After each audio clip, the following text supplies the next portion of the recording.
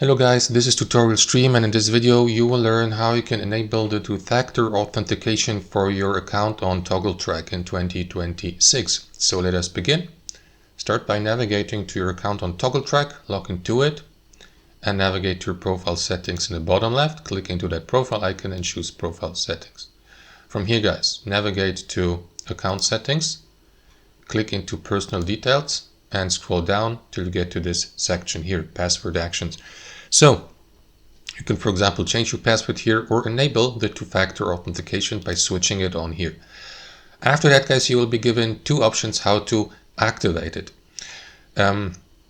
Either way, no matter which option you choose, either by scanning a QR code or by using a one-time confirmation code, you will need to navigate to either the Google Play Store on your mobile device or to the App Store on your device and download one of the two authenticator apps, for example, the Google Authenticator or the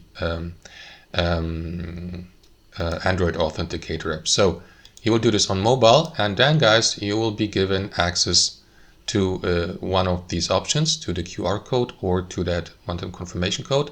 So what you want to do is scan with option number 1, scan the QR code with your mobile device, and then this will be redirected to the authenticator app. For example, you do Google Authenticator, and after that the authenticator app will provide you with a code that will be needed to be entered here into that field, that 6 digits field, to confirm and to verify that you're using the authenticator app and the two-factor authentication. Alternatively, you may, instead of using that QR code, you may use the one-time confirmation code here, copy it, for example, to a clipboard or memorize it, and then type it in your authenticator app, and then it will do the same. It will provide you with a code so that you may enter it here, for example, and yeah, after that confirm by clicking into this button to activate the two-factor authentication. And from now on,